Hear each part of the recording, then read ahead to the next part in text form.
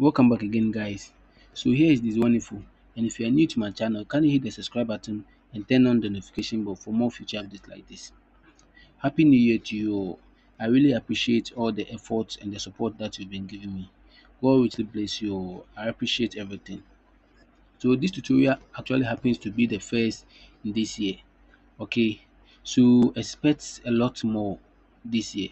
Okay, so just stay tuned, subscribe to my channel for more updates. Okay, so in this tutorial I'm actually going to show you guys how to install the Dragon VPS script. Okay, on your VPS. It's very simple and straightforward. Okay, so let's start by opening our Google Chrome. Then you search for this one info.xyz. Okay, so on the home page you click on tools. You click on tools.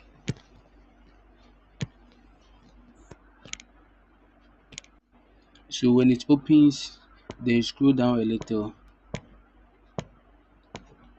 then you click on VPS scripts.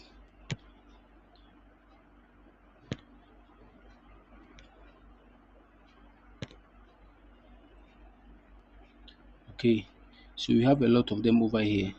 So the first one is the Dragon VPS, the one that we are going to work on. The second one is the Wolf VPS script manager. And we have ZI VPN UDP script. Okay, and we have the UDP custom script. So we have all the script for most of the protocols. Okay, so the Wolf manager script and the Dragon V, they are for the SSH.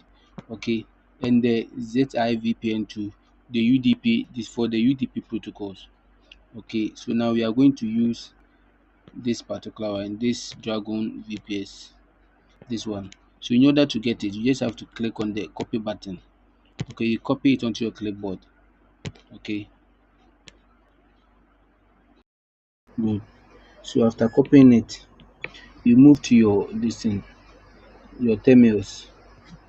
Okay, so let's go to our Termius. So this our Termius. So if you don't have it, you can get it on Play Store. Okay, so in open Play Store, then in the search bar, you just type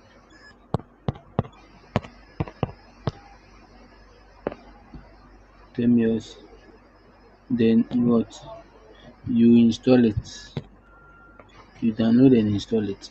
Okay, it's very simple. So after installing it, you come and open.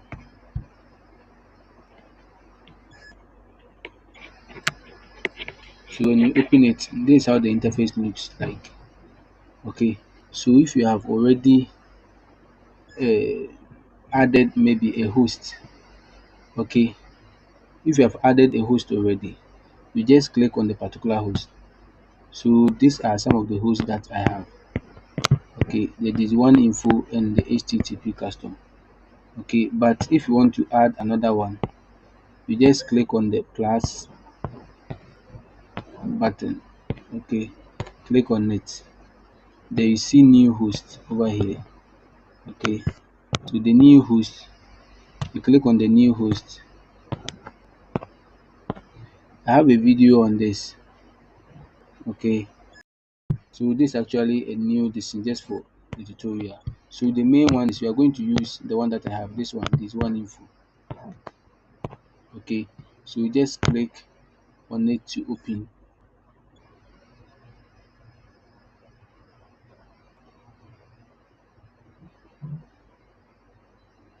Let's wait small. Okay, so it is open. So this is the actual interface. When it opens, you see something like this. Okay, so this is actually the keyboard here, the ones over here. So you just click on this one to reveal that is in the keyboard. So here, maybe you are just starting, so you have to input. Sometimes you can just go straight. Okay, just go straight and paste in what the script. Okay, go straight. Then you paste in the script. After that, you just click on what? Just click on enter. Oh, sorry. Bring in the keyboard, then you press what? Enter. You click on enter, it will start reading. It means it is installing. Okay, so this is how it is. Okay, so the moment you paste in it, you paste the script over there, you click on enter.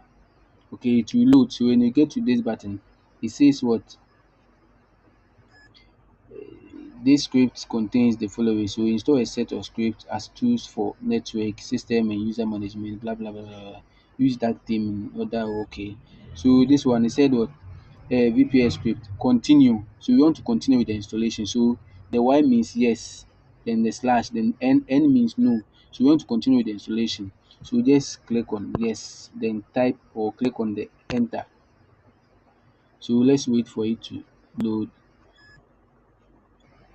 Okay. It said what? A user database. Okay, there's already a user or similar this thing over there. So keep database current one, which is the current one, or create a new one. So let's keep the database, the current one.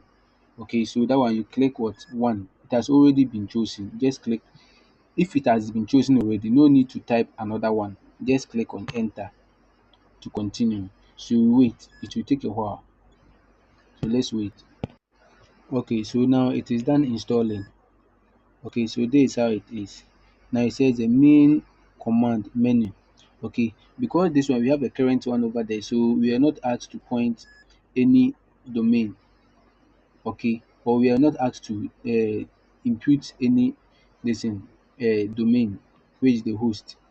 Okay, so after everything, when you see this thing root at Ubuntu, okay, it means everything is complete. So just type menu menu, then you click on enter. So it will bring you to this interface. This where you have to do some settings. Okay, so at this part, you just go to number 10 connection mode. So we type 10 10, then you click on enter.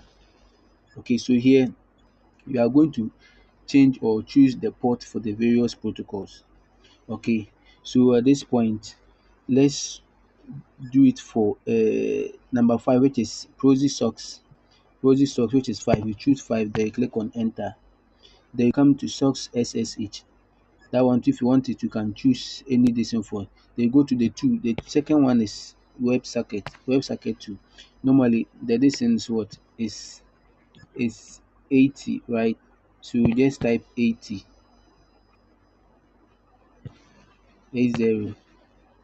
Okay, you wait for it to install. Okay, so activation successful. So if you want any other one to come and click, if it you want the socks SSH, then you choose the one, then you click enter. Then you put maybe some this thing over there. Okay. So after choosing the port, then you go back, you click on which is the last one. The last one is what? 00. So you click on, you type 00 to get me out of this terminal. Okay, so 00. So this one will actually take you out of this terminal. So let's wait for it to get it out. So now we are over here, we are at the terminal side again. So just type the menu, it will take you back. So after that, if you want to check or if you want to create a user, don't want to have a tutorial on it, you just click one, then you type in the username, blah blah blah, then you click enter, come to this is the password to choose anything that you want. Then the days of expiry, if you want 30 days, you click or you type 30 days, then you come to the next one. Limit of connections, the number of connections that you want for this particular account. If you want maybe let's say 500, you type 500. Okay, if you want just 50 or 1, just type 1, then you click on enter. After then it will create the account for you. You see how it is? It's very simple. After creating the account, you come to this side. If you want to copy it and paste it, you click and hold like this. Okay, make sure you select it all. Okay, but this for this account, we don't have the host name or the domain. So this one I just use it to create HTTP custom. Okay, where is the UDP? The unlimited the unlimited protocol, you can use it for that one alone. But if you want to use the SSH, you have to point the domain. Like I said, with the in my second video, I'll show you how to point the domain. You have to point the domain so that you can use it in the payload. You get it? Without the domain or the host name, you can't use this IP address for the domain or for the SSH protocol. Okay, so this is how to go about it. So let's stay tuned to my channel for more updates like this. Thank you very much. So you can hit the subscribe button, turn on notification, but for more future updates. Thank you.